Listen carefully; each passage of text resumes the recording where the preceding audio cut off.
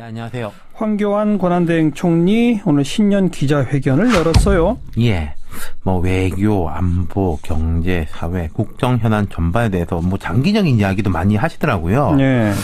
권한대행 시기가 그렇게 길지는 않을 텐데 그것보다도 관심을 모았던 건 이제 질의응답 때 나왔습니다. 대선 이야기가 나왔죠? 그렇죠. 예. 기자들이 이제 질의응답 과정에서 요새 황 총리가 대선 후보 여론조사에 많이 들어가지 않습니까? 네.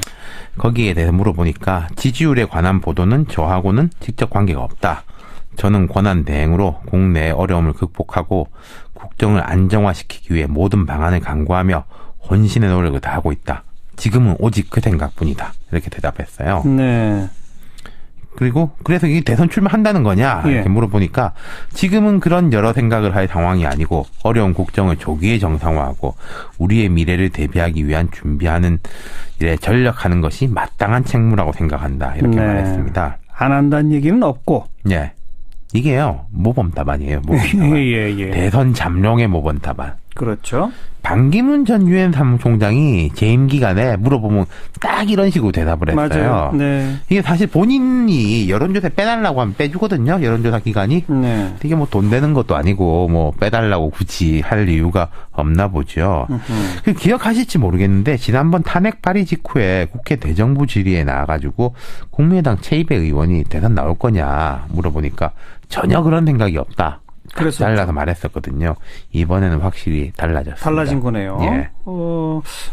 여권 보수 진영의 기대주다 이런 얘기가 나오긴 나오잖아요. 요즘 여론조사에 황 총리 포함시킨 게 많이 나오는데 조금씩 차이는 있는데 대략 한 4-5% 정도 나옵니다. 근데 아직은 너무 낮긴. 근데 범여권에서는 또 없잖아요. 2등입니다. 2등. 아, 그렇죠. 네. 반기문 전 유엔 사무총장 1등, 황 총리 2등. 그 밑으로 유승민, 남경필, 원희룡 다 밑이에요. 네. 그래서 애매한 태도를 취했을까요? 예. 속마음을 누가 알겠습니까? 세상 일이 어떻게 될지 모르니까 절대라는 단어는 절대 쓰지 마라. 이런 이야기가 있기도 한데 그래서 그런 것 같기도 하고요. 그런데 황 총리가 주목받고 있는 그 배경은 뭐라고 이게 이제 박 대통령 지지율하고 유사하다고 보시면 될 거예요. 반기문 전 총장의 지지율은 반 전 총장 개인 지지율 플러스 좀 보수 진영 전체의 어떤 전략적 판단. 좀 어떻게든 집권을 해야 되지 않겠냐라는 이런 게 된다면 황 전 총리 지지율은 좀 강경 보수층.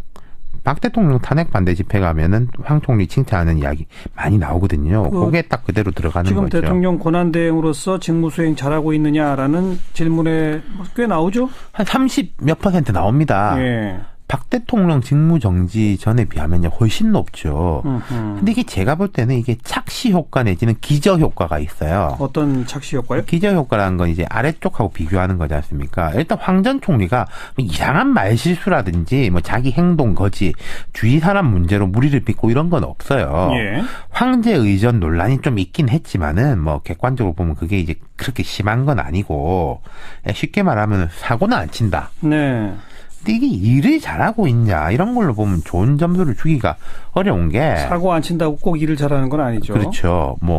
계란 파동으로 이어진 이제 AI 이게 이제 이웃 일본 등하고 비교해봐도 초동 대처부터 너무 부실했고 제대로 대처를 못했죠.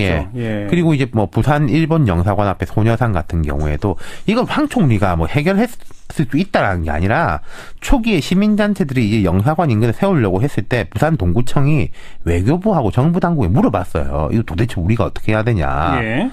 알아서 하라고 했거든요. 외교부가? 그렇죠. 동구청이 알아서 해라. 네, 이건 지방자치단체 일이다. 예. 그 다음에 일이 이렇게 터지고 나니까 그 자리는 부적절하고 이런 식으로 나오고 있지 않습니까? 외교부가 그런 얘기를 했죠. 그렇죠. 예. 이 문제는 당국이 처음에 들어갔어도 사실은 어려운 문제였을 건데 일선 구청장한테 떠넘기는 거는 아주 참 희한한 일인 거죠. 네. 그 밖에 장바구니 물가 문제도 그렇고 황교안 총리가 뭘 못해서 이 지경에 이르렀다. 그런 건 너무 박한 평가일지 모르겠는데 황 총리가 잘하고 있는 게 뭐냐. 이건 또 찾기가 어렵다는 거예요. 사고 안 친다라는 거. 네. 그래서 착시 효과다. 그렇죠. 그래서 이제 박 대통령하고 비교하니까 그리고 또 지금 박 대통령 관련해서 희한한 뉴스들이 계속 쏟아지고 있으니까 나름대로 안정적으로 보이니까 그런 이제 기저 효과가 있는 건데. 네. 근데 제가 아까 말씀드린 대로 황 전 총리의 지금 지지율은 황 총리의 지지율은 박 대통령의 지지율하고 유사하거든요. 예. 이거 가지고 뭐가 되겠느냐. 라는 거죠. 그건 그렇고. 예.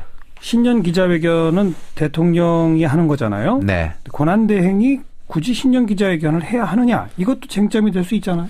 그게 뭐 무슨 하지 말라는 법은 없고 뭐 할 수도 있겠죠. 우리 정부가 그래도 이런 상황에서도 잘 돌아간다라는 걸 보여주려면 할 수 있겠는데 예. 오늘 보면은 좀 너무 거시적인 이야기들을 많이 하시더라. 예.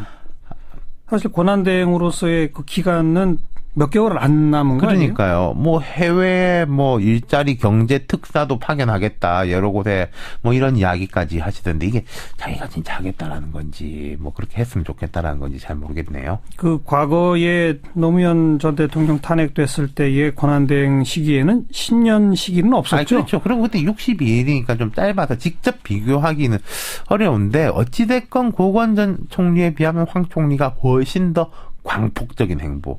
어젠가 그젠가 주말에는 무슨 청년들과의 대화. 이거야말로 진짜 보통 대선 주자들이 하는 거지. 예. 총리가 청년과의 대화 이런 거 잘 안 하지 않습니까? 여러 가지 하시네요. 글쎄요. 뭐 민생 현장 찾아가고 또 군부대 찾아가고 뭐 이런 거 이제 국정을 다 잡는다는 의미에서 그렇죠. 볼 수 있습니다만 신년 기자회견, 청년과의 대화. 뭔가 조금 오바가 있는 거 아닌가요? 그렇죠. 뭐 제가 생각할 때 했어야 되는 거는 예를 들어서 조윤선 전 장관 같은 경우에 그런 부분 같은 거 빨리 처리하는 게 좋지 않았나 싶었는데 그 부분은 뭐 구속될 때까지 이제 기다리고 그러다 있습니다. 보니 잠룡이라는 얘기가 안 나올 수가 그렇습니다. 없는 상황. 네. 여기까지 수고하셨어요. 감사합니다. 윤태곤 실장이었습니다. 그 첫 타자로 오늘 오전에 기자회견을 열고 대선 출마 선언한 이재명 성남시장 바로 연결합니다. 이 시장님 나와 계시죠? 네, 감사합니다. 이재명입니다. 네, 오늘 출정식 한 장소가 성남에 있는 오리엔트 시계 공장. 왜 여기를 택하셨어요? 예. 거기가 제가 어릴 때 중고등학교를 못 다니고 공장 생활을 했는데 그 마지막으로 79년부터 81년까지 공장 생활을 했던 공장입니다. 그리고 뭐 제가 거기서 후각을 상실하는 뭐 그런 산재도 업무상 제외 뭐 이런 것도 입었고 거기를 선택해서 제가 노동자 출신의 최초의 대통령이 돼서 우리 사회적 약자들이 보호받는 공정한 나라 만들겠다 뭐 이런 뜻으로 그것을 기자회견 장소로 선택했습니다. 79년에서 81년이면 몇 살에서 몇 살까지예요? 그게 이제 고등학교 2학년에서 3학년 사이고요. 그 전에 저는 초등학교 마치고 12살부터 계속 공장 생활을 했으니까. 12살부터요? 네, 초등학교 마치던 바로 그때부터. 그때 공장에서 12살짜리를 받아줘요? 받아줬어요. 제가 그래서, 그때 나이를 이제 남의 형 나이로 이제 다 서로 알면서 그 형의 이름으로 다니고 뭐 그렇게 남의 이름으로 다니고 그랬죠. 그러면 이 오리엔트 시계 공장이 첫 직장이 아닌 거군요? 아닙니다. 그 중에 그 이전에 먹거리 공장, 뭐, 고무 공장, 냉장고 공장, 그리고 이제 야구 글러브 공장을 거쳐서 가장 월급을 많이 주던 제일 큰 회사인 오리엔트로 들어갔다가 2년 정도 일하다가 제가 대학을 진학했습니다. 예. 이렇게 12살부터 참 이곳저곳 공장 전전하며 살았던 그 어린 시절이 오늘 출정식 하시면서 막 떠올랐을 것 같아요. 네, 뭐 저희 같이 공장을 다니던 친구들도 좀 많이 만났고, 지금 제가 조금 전에 반올림이라고 삼성전자 그 백혈병 업무상재 농성장도 갔다 왔는데 우리 사회가 지금 수십 년이 지났지만 아직도 여전히 가진 자 강자 중심의 사회 아닙니까? 뭐 재벌 공화국이라고 불릴 정도가 됐는데 그런데 이 너무 강자 중심의 사회가 좀 약자들을 보호하지 않으면서 대다수 국민들이 약자인데 주머니가 비어서 경제가 지금 침체되는 상황까지 와서 우리의 미래가 암담해지고 있습니다. 그래서 좀 약자 중심의 사회를 만들어야 된다 이런 생각으로 제가 그곳을 출마 장소로 설정했습니다. 약자 중심의 사회를 만드는 방법으로 오늘 눈에 띄는 정책을 여럿 내놓으셨는데 기본소득제 도입하겠다. 구체적으로 좀 설명해 주시면. 국가는 국민의 세금을 걷어서 여기저기 이런저런 용도로 쓰는데 우리가 주로 보면 토목공사를 한다든지 뭐 최순실 예산으로 불리는 이런 낭비성 예산 집행이 상당히 많습니다. 근데 국가는 어차피 돈을 쓰는 건데 이게 경제에도 도움이 되고 국민들의 삶에도 도움되는 쪽으로 쓰는 게 우리 헌법이 정한 의무인데 실제로 국민들의 복지를 증진시키는 국민들의 주머니를 두둑하게 해주는 예산 집행은 참으로 인색합니다. 토목공사나 뭐 기업에 대한 지원은 다 투자라고 하면서 국민들에 대해서 복지 지출하는 것은 정말로 큰 투자인데 예. 이건 낭비라고 말하죠. 공짜라고 말하고. 그래서 제가 국가 예산 400조 중에서 한 7% 정도만 조정을 하면 예. 2,800만 원에게 2,800만 명에게 매년 100만 원씩 줄 수 있는 28조 원을 만들 수가 있습니다. 2,800만 명에게 1년에 100만 원? 네. 그러면 가구당 한 2, 300만 원 되죠. 예를 들면 29세 이하 전 연령, 65세 이상 전 연령, 장애인 전부, 농어민 이렇게 하는 게 2,800만 명이 나오는데 예. 가구원들이 보통 그게 한 2-3명이 걸릴 테니까 예. 한 2, 300만 원이 되고 이거를 그냥 현금으로 주는 게 아니라 지역 화폐, 상품권 형태로 그 지역에서 쓰여지도록 하면 예. 이게 그 지역의 자영업자들이 또 살 수 있지 않습니까? 그 성남시 청년수당 주듯이. 청년배당을 예. 지역 화폐를 줬던 것처럼. 그래요. 이렇게 하니까 재래시장도 살아났고 했는데 네. 전국의 자영업자도 살아나고 경제 순환에 직접적으로 도움이 됩니다. 29세 이하라면은 갓 태어난 끝난아기도 포함되는 그렇습니다. 신생아부터. 네. 그리고 65세 이상, 그다음에 뭐 네. 장애인, 농어민 다 워낙 예. 어려우니까. 예. 좋고요. 또 하나가 국토 보유세라는 걸 신설해서 전 국민한테 토지 배당을 하겠다. 이건 뭡니까? 우리나라의 그 소득 불균형이 너무 심하고 또 자산 불균형, 재산 불균형이 너무 심합니다. 상위 10%가 연소득의 예를 들면 48%를 가져가고 국민의 50%는 예를 들면 5%를 나눠 갖는다든지 예. 이런 아주 심각한 불균형이 있는데 예. 이걸 해소하지 않으면 경제가 살아날 수가 없습니다. 예. 그래서 그중에 일부 정책으로 전 국민 중에서 토지를 가진 사람은 다 세금을 내는데 예. 이걸 전 국민에게 n분의 1로 기본소득 지급하는 거죠. 이게 토지 공개념이라고 하는데도 맞고 하는데 예. 95% 정도는 이익을 보게 됩니다. 예. 나머지 이제 땅 부자에 해당되는 5% 정도는 약간의 부담을 더하게 되는데 예. 이런 식으로 불균형을 조금씩 조정하자는 것이죠. 아하. 그러니까 이렇게 하면 토지에 대한 보유세로 거치는 세수는 전액 국민들한테 돌려준다는 건가요? 지금 현재 종부세, 종합부동산세가 한 1조 3천억, 재산세가 한 7조 7천억 이렇게 되는 9조 원 정도 되는데 예. 이게 5,600조 원이라고 하는 6,500조 원이라고 하는 엄청난 부동산에 대한 세금으로 너무 적습니다. 예. 자동차세 뭐 이런 데 비교하면 말이 안 되죠. 예. 이거를 한 22조 원 정도까지 좀 추가로 걷어서 한 15조 원 정도를 만들면 그걸로 전 국민한테 n분의 1로 초보적인 기본소득을 시행해 오는 겁니다. 예. 그러면 이제 국민들이 공감을 하면 그걸 조금씩 내려가는 거죠. 네. 이러면 한 5% 정도는 손해를 보니까 반발할 텐데 네. 95%의 국민들이 이익이 되니까 또 찬성할 테고 이걸 통해서 약간의 재산 불균형을 해소해나갈 수가 있습니다. 그러니까 부동산을 과도하게 보유하고 있는 사람들의 세금을 좀 대폭 늘리는 그런 쪽이로군요. 기본적으로. 그래 봐야 미국이나 선진국의 수준에도 못 미칩니다. 좋습니다. 그것도 어떻게 보면 그 소득 역진 현상을 완화시키면서 기본소득을 좀 강화하는 그 방향으로는 똑같은 거네요. 그렇습니다. 예. 그리고 눈에 띄는 게 재벌 해체를 주장하셨는데, 네. 그게 가능합니까? 지금 이거를 이제 오해를 해서 그런데 정확하게 말하면 재벌 체제를 해체하는 것이지 재벌 기업을 없애는 게 아닙니다. 이게 오해가 발생하고 있고요. 재벌 체제 해체는 핵심이 뭡니까 그러면? 재벌 가문들의 불법적인 과도한 지배력 행사, 재벌 대기업 내의 부당 내부 거래, 중소기업이나 노동자 착취, 일감 몰아주기 같은 불법 부당 행위를 철저하게 근절해서 정상적인 기업 활동을 하게 만들어야 네. 경제가 살아난다. 그런 뜻입니다. 예. 대한민국의 제일 심각한 기득권은 지금까지는 정치 권력이라고 생각했지만 실제로는 재벌이고 그중에서도 삼성 재벌이죠. 예. 근데 이 삼성 재벌 가문들의 기업에 대한 부당한 지배, 기업을 마치 개인 사적 도구처럼 악용하는 것들을 철저하게 막아야 경제가 산다. 그 뜻입니다. 그러니까 뭐 지배구조 개혁하는 거, 그다음 불공정 행위, 또 일감 몰아주기 금지시키는 거, 뭐 이런 등등이니까 여타 야권 후보들의 이른바 재벌 개혁 주장하고 사실 대동소이한 거 아닌가요? 대동소이하긴 한데 이제 개혁이라고 하면서 실제로 한 게 하나도 없죠. 예. 대개는 이제 듣기 좋은 소리를 했는데 제가 하는 얘기들 중에 다른 개혁 주장하는 사람들이 못하는 얘기가 있습니다. 첫째는 불법으로 만든 재산은 전액 환수한다. 네. 불법이라고 불리죠.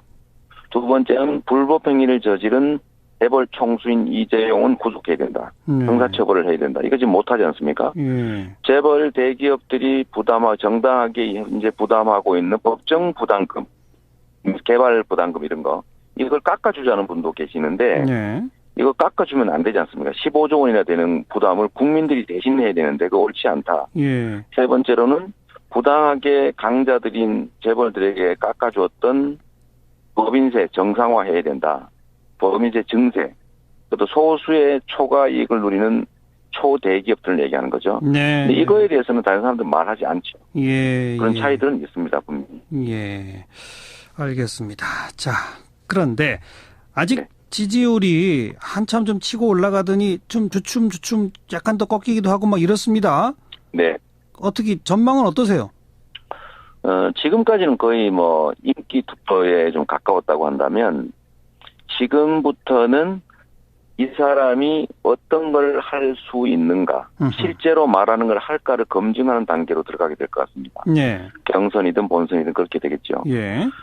그러면 대한민국의 최고의 기득 권력이 재벌이고 또 정치 권력들인데 과연 이 기득의 정치 권력, 특히 삼성 같은 재벌들과 싸워서 이 기득권을 제어하고 우리가 원하는 공정국가, 적폐청산이라고 하는 걸 해낼 수 있을까라는 점들을 국민이 들여다보기 시작하고 그중에서 이 사람이 과거에 한 행위로 보건데 이 사람 같으면 진짜로 말한 걸 지킬 수 있겠다라고 믿어지는 사람을 골라내는 단계가 될 텐데요.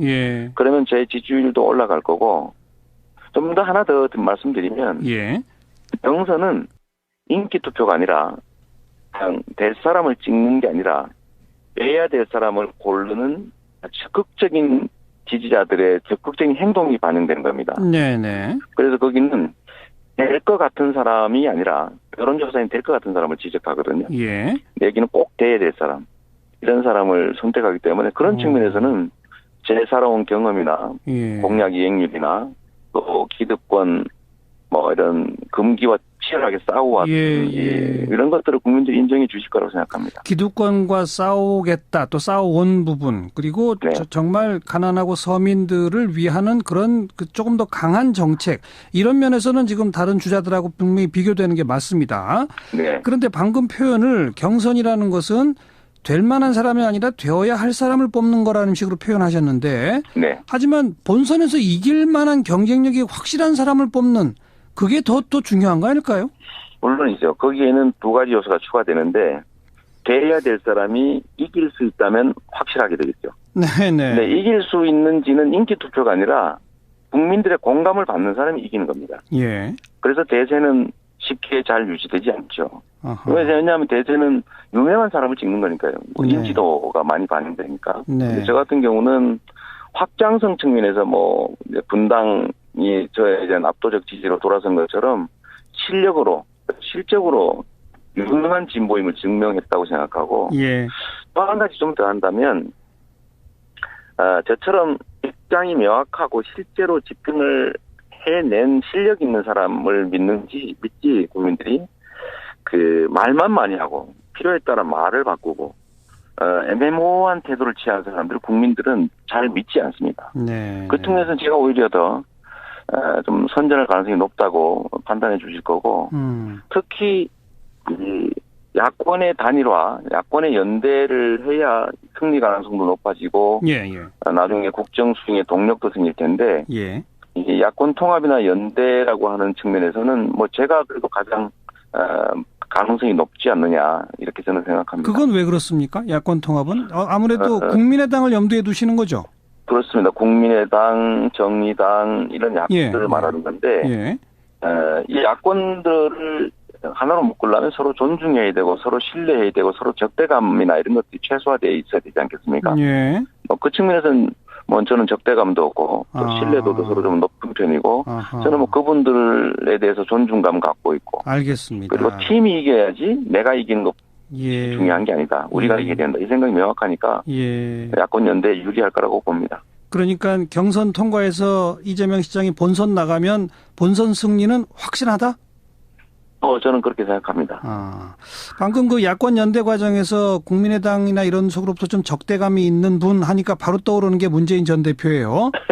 네, 뭐 제가 누구를 굳이 꼭 짚진 않았지만. 뭐 그거야 뭐 금방 생각이 되니까. 근데 조금 아까 표현하실 때 말만 많이 하고 좀 애매모호한 입장 취하고 이렇게 지칭한 건 누굽니까? 아니 뭐 특정한 사람을 지칭한 거라고는 생각하지 마십시오. 네. 아니 그것도 자꾸 또 한 분이 떠올라서 하는 얘기인데. 아 그래요? 그 뭐 저는 특정한 사람을 찍은 건 아닙니다. 네. 중요한 가치니까 한 말이죠. 그런데 나는 실천으로 뭔가를 보여줬다 이런 말씀. 네. 그것이 이제 평가받을 것이다. 네. 일관성, 신뢰성, 책임성, 실적, 증거 그렇습니다. 이런 것들 제가 압도적으로 우세하다고 생각합니다. 마지막 질문으로 본인이 생각하는 본인의 가장 약점은 뭡니까? 유명하지 않다는 거겠죠. 뭐 아무래도 인지도가 많이 떨어지고 변방에 있던 사람이고 또 뭐 큰 공직을 지낸 사람이 아니니까 예. 아무래도 껍데기 외양의 측면에서는 좀 많이 밀리는 것 같습니다. 예. 그러나 그 알맹이 작은 것이지만 튼실하게 운영했고 성과도 100% 이상 냈고 네. 또 공직을 전혀 나쁜데 악용한 사례도 없고 좋습니다. 능력을 발휘했기 때문에 인정해 줄 거라고 생각합니다. 역시 출마 선언한 직후라 그런지 약점을 물어봐도 장점만 말씀하시는군요. 죄송합니다. 네, 좋은 결과 있기를 기대하면서 함께 지켜보겠습니다. 고맙습니다. 네, 열심히 하겠습니다. 감사합니다. 이재명 성남시장이었습니다. 유진용 전 문체부 장관이 오늘 특검의 참고인 신분으로 나갔는데 뭐 기자들한테 거의 기자회견식으로 쭉 입장을 발표하더라고요. 그렇습니다. 참고인으로 출석하면서 이렇게 또 길게 얘기하는 게 이례적인 상황인데요. 어쨌든 블랙리스트 관련해서는 계속 뭐 여러 가지 고생을 했고 또 이 장본인이기도 하고 그 상황을 폭로한 장본인이기도 하기 때문에 여러 가지로 이제 소외가 있었던 것 같습니다. 일단은 블랙리스트가 있냐 없냐 이게 여러 가지로 얘기가 많이 나왔었는데 블랙리스트는 분명히 실제하는 것으로 지금도 확인되고 있다. 그리고 이러한 행위는 헌법 가치를 훼손한 범죄 행위다. 이렇게 얘기를 했고요. 예. 또 지금 뭐 어떤 그 김기춘 전 실장 등이 정권이 자기들 입맛에 맞지 않는 사람들을 차별하고 배제하기 위해서 모든 공권력을 동원한 것이다. 이렇게 직접적인 비판을 하고 있습니다. 또 자신이 생각하는 민주사회는 정부가 지원을 하면서까지 비판을 해달라고 부탁하고 그 비판을 토대로 해서 더 나은 사회로 가는 뭐 이런 체제인데 그런데 반대로 비판 세력을 조직적으로 핍박한 것은 용서할 수 없는 이런 헌법 가치 훼손이다. 이런 명당 관리는 유신시대 이후에 전두환 정권까지는 있었는데 민주화되면서 없어졌는데 다시 생긴 거다. 즉 대한민국의 민주화 역사를 30년 되돌려 놓은 것이다. 이렇게까지 얘기를 하고 있습니다. 예. 그래서 이제 김기춘 전 실장의 구속을 계기로 다시 정의롭고 자유로운 사회로 돌아가야 된다. 이렇게 얘기를 하고 있습니다. 네. 그런데 본인이 외국 체류 중에 조윤선 전 장관이 신현택 차관을 통해서 자신을 회유하려 했다는 기사가 나왔는데 이건 사실과 다르다. 바로잡는다. 그런 얘기도 있었죠. 그렇습니다. 이게 뭐 그런 보도가 나왔는데 굳이 얘기하자면 그 반대다라고 얘기하고 있거든요. 여행을 가기 전에 조윤선 장관에게 블랙리스트 관련해서 솔직하게 얘기를 했으면 좋겠다. 그리고 블랙리스트 작성이나 집행과 관련된 인사들을 과감하게 정리를 해라. 이런 내용의 이제 그 문자 메시지를 신현택 차관을 통해서 전달을 했는데 이 문자 메시지가 전화기에 이 스마트폰에 남아 있다 보니까 특검이 이제 그 수사를 할 때 이게 뭔가 조윤선 전 장관이 유진용 전 장관을 회유한 거 아니냐 이렇게 받아들였을 것이다라고 해명을 하고 있습니다. 네. 자, 관건은 대통령이 어디까지 개입했느냐 부분인데 여기에 대해서는 뭐라고 그랬습니까? 오늘 분명히 유진용 전 장관이 얘기한 어떤 핵심은요. 이 사건의 어떤 그 가장 큰 책임을 지금 촉구하고 있는 사람은 김기춘 전 비서실장이거든요. 그래서 계속 김기춘 전 비서실장 얘기를 하는데 기자들이 어쨌든 여러모로 박근혜 대통령이 블랙리스트 관련해서 연관이 있다는 그런 보도들이 나오다 보니까 물어봤습니다. 예. 그랬더니 뭐 어떤 그 특검에서 수사 중인 부분이기 때문에 이것은 확인을 해봐야 되지만 여러 가지로 이제 뭐 김기춘 전 비서실장에 관한 증거 자료라든지 김영한 전 민정수석의 업무 수첩 등을 좀 총체적으로 한번 검토해 봐야 된다라고 하면서도 예를 들면 이제 노태강 국장 이런 사례는 박근혜 대통령이 직접 찍어내기를 지시했다라는 게 뭐 헌재에서 증언이 나온 거 아니겠습니까? 예. 근데 이에 관련해서도 뭐 어떤 유진용 전 장관은 김기춘 전 실장이 지시를 한 장본인으로 알고 있는데 뭐 박근혜 대통령이 관련이 있는지 그것에 대해서는 지금 잘 모르겠다 이런 식으로 좀 이제 피해가는 그런 이제 발언들을 했고요. 다만 블랙리스트 관련해서 어떤 그 서면이나 대면 보고를 했느냐라는 물음에는 이렇게 하면 안 된다라는 취지로 2014년 초에 박근혜 대통령에게 한 차례 그렇게 좀 간언한 적이 있고 또 2014년 7월에도 한 번 더 이에 대해서 뭐 이런 블랙리스트라든지 이런 거 하면 안 된다라고 얘기를 했는데 예. 박근혜 대통령은 묵묵부답이었다 이렇게 얘기를 하고 있습니다. 네. 저희와 인터뷰에서 말했던 내용들을 좀 딱 정리해서 오늘 다시 한번 기자들 앞에 밝힌 그런 셈이로군요. 그렇습니다. 그리고 법원은 특검 요청에 따라서 최순실 씨에 대한 체포영장 발부했죠. 그렇습니다. 오늘 이제 이 오후에 체포영장을 발부했는데요. 여러 가지 재판 일정이나 이런 걸 보면은 한 26일 정도에는 이 최순실 씨가 결국 소환이 될 것으로 그렇게 예상들을 하고 있습니다. 일단 혐의가 뭐냐라고 봤을 때는 지금 업무방해 혐의거든요. 이 이화여대 입학비리 및 재학준 특혜 이 부분에 대해서 이화여대에 대한 업무방해를 했기 때문에 구속영장을 청구한다라는 것입니다. 예. 일단 이 영장을 청구하지만 청구가 되더라도 이제 당장 집행하지 않고 방금 말씀드린 대로 24일부터 25일까지는 최순실 씨의 어떤 이 형사 재판이 이제 이루어지기 때문에 이게 이제 재판에 방해가 되기 때문에 바로 집행은 안 한다는 것이죠. 그래서 이제 26일께 이제 집행을 하게 되고 이 혐의와 관련해서는 좀 의문을 표할 수 있는 부분이 아무래도 최순실 씨가 가장 이제 어떤 자신의 입장에서 타격을 받을 만한 부분은 뇌물수 혐의 또 뇌물을 줬다는 혐의 두 가지 아니겠습니까? 그렇죠. 뇌물수수는 삼성으로부터 이제 받은 돈 이 부분에 대한 것이고 뇌물을 줬다는 것은 박근혜 대통령이 이제 옷값이라든지 이런 부분이 계속 이제 문제가 되고 있는 것인데 예. 이거와 관련해서는 특검이 좀 더 이제 수사를 해보고 나중에 이제 따로 이 뇌물수에 대해서는 다시 영장을 청구할 수 있다 이렇게 밝히고 있거든요. 그래서 이 부분은 좀 주목해 봐야 될 그런 이제 측면인 것 같고요.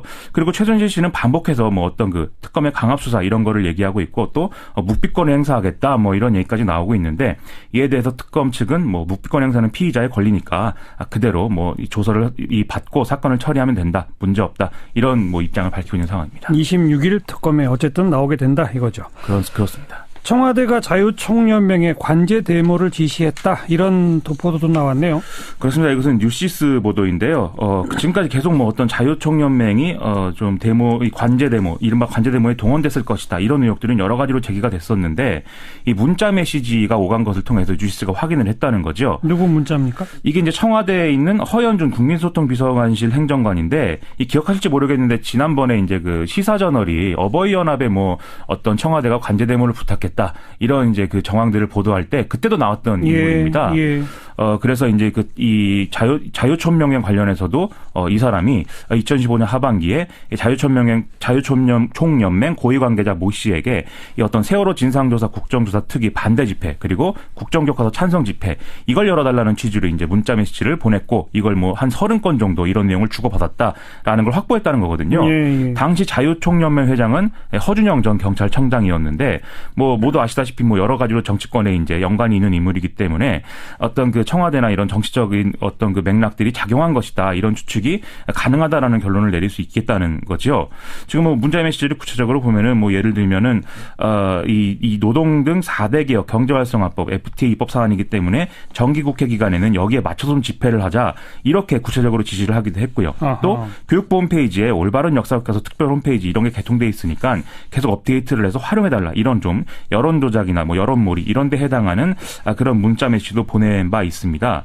또 어떤 세월호 관련 포럼에서 유족 어떤 세월호 참사 유족들의 좀 강경한 발언에 대해서 박종훈 당시 특조위 상임위원이 박수를 치는 듯한 모습 이런 것들을 공개해서 이렇게 활용해라 이런 이제 지시도 하고 여러모로 이제 어떤 아주 세부적인 지시까지 문자 메시지 통해서 한 것으로 뉴스 보도에 나와 있습니다. 정말 세세한데요. 바로 허연준 행정관은 이 보도에 대해서 무슨 입장을 내놨나요? 입장이라고 해야 될지 뭐라고 해야 할지 모르겠는데 지금 나름대로 이제 항변을 하고 있습니다. 그런데 그 휴대전화를 뉴시스가 확보한 게 맞느냐 그 문자 메시지를 한번 보여줘 봐라. 그리고 문자를 받은 사람이 자유총연맹의 관계자라는 것을 한번 증명해 봐라. 이런 얘기를 하면서 자신의 어떤 의혹에 대해서 공식적으로는 언급을 할 수 없다. 이렇게 대응하고 있다는 거죠. 주목할 만한 것은 아니다라고는 지금 얘기를 하지 않고 있다는 것입니다. 네. 또 반기문 전 총장 측에서는 박연차로부터 23만 달러 받았다는 거에 대해서 사실이 아니다라는 해명을 내놨죠. 그렇습니다. 지금 반기문 캠프의 네거티브 담당 박민식 전 의원이라는데요. 오늘 기자간담회를 열었습니다. 여기서 한 얘기가 언론 보도 이 관련 언론 보도는 장소, 시간, 물증 단 한 가지도 특정하지 못하는 유령들이 불과하는 소설에 불과하다 이렇게 주장하고 있거든요. 우선 이 자신들의 주장을 뒷받침하는 증거로 반기문 전 총장의 2004년 5월 3일 당시 일기장을 공개했는데요. 여기에는 부산에서 사업을 하면서 베트남 명예 총영사인 사업가 대통령의 후원자를 자처하는 인물 여기에 대해서 태도가 불순하고 무식하기 짝이 없었다. 이렇게 적혀 있다는 겁니다. 예. 또 모든 사람이 불편해하는데도 폭탄주를 강권하고 분위기를 망치는데 이런 사람이 대통령과 가깝다고 돌아다니니까 대통령의 큰 누가 될 것이다. 이렇게도 적혀 있다는데 박민식 전 의원의 설명은 그날 24만 달러를 받았다면은 돈 준 사람을 일기장에 이렇게 혹평을 해놓았겠느냐 이렇게 항변하고 있다는 것이죠. 예. 또 그간 보도된 의혹의 핵심인 행사 당일에 만찬 1시간 전에 반기문 전 총장과 박연차 전 회장이 만났느냐 여기에 대해서는 만찬 전 정원에서 열린 칵테일 스탠딩 여기서 촬영한 사진을 공개했습니다. 예. 반기문 전 총장의 당일 일정표를 보면은 빨라도 6시 한 40에서 50분 정도에야 현장에 도착을 한 것인데 이 사진은 이제 이 박연차 회장이 사진에 없는 걸로 나와 있고 또 일몰 전후에 찍힌 사진으로 돼 있는데 당시 일몰 시간이 오후 7시 34분이기 때문에 이 어떤 그 전에 1시간 전 6시에 박연차 전 회장을 만나는 것은 애초에 불가능했다라는 게 이 박민식 전 의원의 해명입니다. 그런데 이 해명에도 뭔가 석연치 않은 게 있다라는 게 또 기자들의 지적이네요. 그렇습니다. 이 설명대로 하면은요, 이 당일 만찬이 지금 만찬 전의 행사인 칵테일 스탠딩이 거의 7시 30분까지 진행되고 있었던 것이기 때문에 만찬은 지금 7시 한 40분 정도에 시작했다는 것이거든요. 그래서 9시까지 했다는 건데 기존의 보도는 만찬 시작 1시간 전에 반기문 전 총장하고 박연차 전 회장이 만났다는 거니까 그러면 이것의 1시간 전인 6시 40분에는 만났다라는 얘기가 성립이 되는 거 아니겠습니까? 그런데 지금 이 박민식 전 의원이 얘기하고 있는 건 6시 40분에서 50분에 반기문 전 총장이 여기 왔다는 거거든요. 그러네요. 그러니까 오히려 이 해명이 이 시사저널 등등의 보도에 어떤 근거가 되는 그런 상황까지 나오는 거죠. 또 일기장 문제도 돈을 받아놓고 내가 돈을 받았다. 이렇게 일기장에 적는 사람이 어디 있겠냐는 것이냐는 거죠. 그래서 이게 이 의혹의 사실 여부를 확인하려면 차라리 명예훼손으로 고발을 해서 이것을 확인하는 게 빠르다라는 지적들이 기자들 사이에서 나오고 있습니다. 네, 여기까지 수고하셨습니다. 고맙습니다. 미디어스 김민아 기자였습니다. 8차 변론이 진행되고 있습니다. 현재까지. 김종 전 차관, 차은택, 그리고 이승철 이런 중요한 증인들이 지금 나와 있는데요. 국회 탄핵소추위원 가운데 한 분이죠. 국민의당 김관영 의원 연결합니다. 김 의원 나와 계시죠? 네, 안녕하세요. 김관영입니다. 네. 김종, 차은택에 대한 증인신문은 끝났죠? 예. 이승철 부회장에 대한 증인신문을 지금 하고 있습니까? 네, 5시 30분부터 지금 시작돼서 계속 진행 중에 있습니다. 먼저 김종 전 차관에 대해서 문학의 블랙리스트 관련된 질문들이 많았을 것 같은데 뭐라고 답변하나요? 그 질문은 오늘 이루어지지 않았습니다. 아, 그래요? 왜냐하면 블랙리스트 문제는 탄핵 소추 사유에 그 당시에는 국회에서 의결할 당시에는 이 문제가 불거지지 않았기 때문에 탄핵 소추 의결서 내용에 블랙리스트가 들어가 있지 않습니다. 맞아요. 예. 그렇기 때문에 블랙리스트를 저희가 지금 기존에 이미 탄핵 소추에서 의결된 내용에 한정해서 증인신문을 하기 때문에 블랙리스트 문제는 거론하지 않았습니다. 그렇군요. 오전부터 언론지상에 가장 많이 떠도는 얘기는 박근혜 대통령이 정유라를 직접 언급해서 김종 전 차관이 충격을 받았다 이런 얘기인데 이게 무슨 얘기입니까? 그러니까 이제 저희가 김종 차관에게 당신이 대통령을 독대한 적이 있느냐 이렇게 물어봤습니다. 그랬더니 김종 차관이 딱 한 번 독대를 했습니다.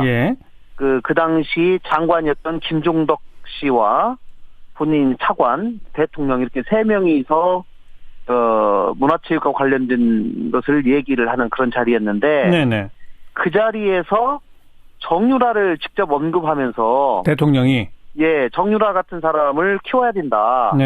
이렇게 얘기를 했다는 거예요. 그래서 본인은 어떻게 대통령하고 독대를 하는데 이렇게 정유라라는 사람을 콕 집어서 이렇게 얘기할까라고 굉장히 의아해하고 충격을 받았다라는 얘기고 그 당시에 이미 그 얘기를 들을 때 이 김종 차관 입장에서는 정유라 씨가 최순실 씨의 딸이라고 하는 것을 이미 알고 있었기 때문에 그렇죠.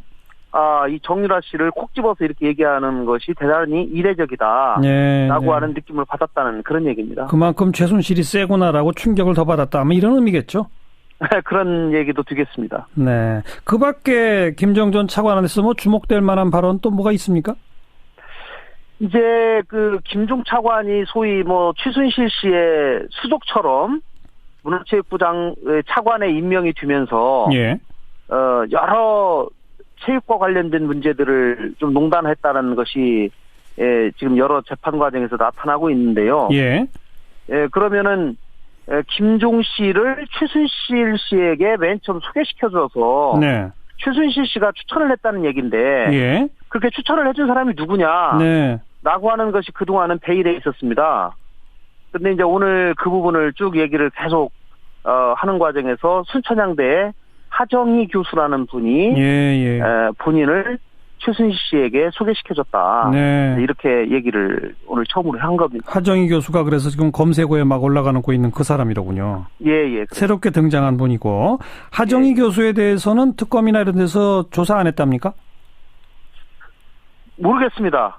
아직 제가 그 특검의 조사가 됐는지 여부는 알겠습니다. 제가 아직 모르겠습니다. 그리고 차은택 씨의 증인신문에서는 뭐 최순실 씨가 청와대 문건 받아서 작업하는 거 봤다. 또 이상한 전화가 오면 꼭 밖에 나가서 받았는데 이게 목소리를 들어보니 박근혜 대통령 같았다. 뭐 이런 얘기들이 나왔다고요? 예. 그런 얘기 그대로 다 얘기를 했고요. 예. 뭐 이제 피청구인 측 대통령 측에서는 최순실 씨와 고영태 씨가 뭐 소위 남녀 관계에서 비롯되었는데 그 남녀 관계가 깨지면서 고영태 씨가 최순실 씨를 곤란에 빠뜨리게 하려고 뭐 의도적으로 이런 여러 가지 일들을 꾸민 것이 아니냐라고 하는 그런 취지로 신문을 했습니다. 그런데 이제 차은택 씨가 뭐 그런 건 아니고 최순실 씨가 오래전부터 재단이 설립될 것이다라고 하는 얘기를 수차례 했었고 또 실제로 그 말에 따라서 미르재단이 설립이 되었을 뿐만 아니라 미르재단의 이 재단 이사 또 직원들까지도 추천을 해달라 해서 추천을 하면 그 사람들이 그대로 다 확정이 되더라. 그리고 미르재단의 모든 일이 최순실 씨에 의해서 완벽하게 통제가 되고 있는 상황이더라. 라고 하는 그런 얘기들을 쭉 했었고요. 또 본인이 다시는 대한민국에 이런 일이 재발돼서는 안 되겠다. 라고 하는 생각을 하고 있다. 네, 알겠습니다. 라고 하는 점을 또 설명을 했습니다. 근데 조금 아까 언급하셨던 것처럼 그러니까 대통령 측을 대리하는 변호인들은 고영태, 최순실이 남녀 관계인데 그 치정에 얽혔다가 깨지게 되니까 악의적으로 일을 꾸몄다 이런 식으로 주장을 폈다 이건가요? 예, 이제 그 얘기가 지난번 최순실 씨가 헌법재판소에 와서 증언한 내용이고요. 그 내용을 뒷받침하기 위한 다른 진술을 받기를 원하기 위해서 오늘 차은택 씨를 이제 물어본 건데 차은택 씨는 이제 그렇게 보지 않는다 이렇게 얘기한 거죠. 일부 보도에는 그 두 사람이 그런 연인 관계인 것처럼 느껴졌다고 아니 그러니까 연인 관계로 느껴진 것은 사실인데 그것 때문에 뭐 이렇게 치정이 얽히고 뭐 해서 이런 일들이 지금 여기까지 온 것은 아니고 최순실 씨가 애초부터 재단이나 이런 것들에 대해서 정확하게 기획하고 모든 걸 주도했다는 건 사실이다. 진행이 되어왔다라고 하는 얘기입니다. 알겠습니다. 아까 처음에 언급하실 때 제가 블랙리스트 건 여쭤보니까 그게 지금 이제 탄핵소추안에는 그게 없다라고 하셨지 않습니까? 근데 지금 특검은 굉장히 빠른 속도로 이 부분에 수사를 해서 지금 김기춘 전 시장까지 구속되어 있는 상태인데 지금 국회 탄핵소추단들이 그 소추안 수정안을 수요일 날 내기로 지금 하고 있잖아요. 그건 아니고요. 좀 오보가 있는 것 같습니다. 저희가 기존에 이미 탄핵 소추안에서 의결된 내용들, 특히 법률 위반한 여러 가지 내용들을 재구성해서 권력적 사실행위라는 그런 측면에서 법리적으로 다시 재구성해서 썼습니다. 그래서 그거를 늦어도 이번 주 수요일까지 내겠다라고 얘기를 했는데 오늘 제출을 했습니다. 이미 제출하셨어요? 제출을 했고요. 그럼 거기도 블랙리스트는 이제 빠지는 겁니까? 왜냐하면 블랙리스트는 애초에 탄핵 소추 안에 안 들어가 있기 때문에 거기에 추가될 수가 없는 거예요? 저희가 만약에 추가하게 되면 더 시간만 더 걸리고 뭐 하게 되는 거죠. 지금 이미 드러난 사실만으로도 저희는 탄핵소추 사유가 충분하다고 생각을 하고 있고요. 다만 블랙리스트 사안이 이 국회에서 탄핵소추 의결을 할 당시에 만약에 알려졌었더라면 사실 이거는 가장 큰 탄핵 사유가 될 수 있었을 텐데 그 당시에는 알려져 있었지 않기 때문에 지금 다시 탄핵소추 사유로 추가하는 것은 불가능한 상황이고요. 다만 저희가 이 헌법재판소 재판관들이 최종적으로 탄핵에 관해서 판단을 할 때 기존의 탄핵소추 사유에 주장한 헌법 위반 사유 이외에 이 블랙리스트라는 이렇게 큰 일도 하지 않았냐라고 하는 것을 참고사항으로 주장할 예정입니다. 네, 참고사항으로 주장해도 그거는 판결에는 분명히 영향을 미친다 이런 말씀이신 거죠? 심정적으로는 전 상당히 영향을 줄 수 있을 것이라고 생각합니다. 알겠습니다. 여기까지 말씀드릴게요. 고맙습니다. 예, 감사합니다. 국민의당 김관영 의원이었습니다. 세월호 가족들로 구성된 4.16 가족극단 노란 리본의 그와 그녀의 옷장이라는 제목의 연극이 오늘과 내일 공연된다고 그래요. 자, 여기에 직접 출연하시는 배우이십니다. 보통 2학년 3반 정예진 양의 어머니 박유신 씨, 그동안 이렇게들 소개를 했었는데요. 저는 이제 오늘부터 배우 박유신 씨를 연결합니다. 이렇게 소개를 하겠습니다. 배우 박유신 씨, 안녕하세요. 네, 안녕하세요. 예. 그 텐트 안에 좀 난방은 돼요? 네, 난방이 양쪽으로 따뜻하게 크게 되고 있습니다. 그래도 다행이군요. 네, 그리고 그럼, 관객석 자리에 그 무릎담요가 하나씩 지급돼서요. 전혀 공연 보시는 데는요 지장이 없어요. 아, 그래요? 네. 그 노란 리본이라고 하는 극단 이거 언제 어떻게 만들었습니까? 얘기를 하다 보면 이 얘기 저 얘기 많이 하잖아요, 엄마들이. 그래서 이제 아이 얘기도 하다가 아이 흉내도 내다가 그러다 보니까 우연하게 우리 연극 이러다가 이제 그 주변에 계신 봉사하는 분들이 연극도 하면 괜찮겠다 치료 차원에서 그렇게 해서 네 자연스럽게 연극 얘기가 나와서 네. 그 아이들 중에 왜 배우가 꿈이고 뭐 뮤지컬 스타가 꿈이고 이런 친구들 많았을 거 아니에요? 네네. 저희 예진이가 뮤지컬 배우 되는 게 꿈이어서 수학여행 가기 전날 14일까지 늦게까지 학원에서 연습하고 그랬던 아이였어요. 지금 딸 대신에 하시는 거군요? 글쎄요. 그렇다고 할 수 있나요? 그런 것 같아요. 예진이가 우리 배우 박유신 씨 몸에 들어와서 아주 출중한 연기력을 보여주실 것 같은데요? 아이고 그렇게 말씀하시면 예진이한테 미안하고요. 정말 아마추어라서 흉내만 낸다고 저는 생각을 하거든요. 그래서 그와 그녀의 옷장이라는 작품 이제 처음에는 대본 리딩부터 하다가 이제 공연까지 가게 됐다 이제 이 말씀인데. 네. 첫 공연은 어디서였습니까? 7월 중순쯤 해서 안산 장소까지 말씀해드려야 되나? 복지관에서 그냥 쇼케이스 식으로 2장 짧은 것만 연습 삼아서 그냥 공연을 했었던 거예요. 작년 7월? 한 열 몇 차례 공연을 한 것 같아요. 이 작품 내용은 어떤 작품입니까? 그와 그녀의 옷장? 지금 저희 국민들이 비정규직이 굉장히 많잖아요. 네. 그래서 비정규직들이 비정규직 엄마, 아빠, 그리고 아들, 요 사람들 주제로 해서 너무 정직 직원이 아니고 비정규직 직원이기 때문에 여러 벌의 옷을 갈아입어요. 그 옷에서 그 삶의 희노애락이 다 있고 또 옷장 속에 그 직업이 많이 바뀌는 그런 과정을 보여주기 위해서 옷장이라고 제목을 붙인 것 같고요. 그러니까 슬픈 현실. 우리 시대를 살아가는 우리 주변의 다양한 비정규직들의 모습을 보여주는 연극 이런 거군요. 네, 맞아요. 그럼 막 연극이 아주 막 슬퍼요, 계속? 아니요, 이게 코믹 옴니버스식이에요. 그래서 저희가 정말 슬픈 엄마들이지만 이 극은 코믹이 많이 들어가 있어요. 아, 그래요? 예, 코믹이 굉장히 많이 들어가 있어서 많이 오시는 분들이 이제 세월호 엄마들이 하니까 정말 슬프겠구나. 네.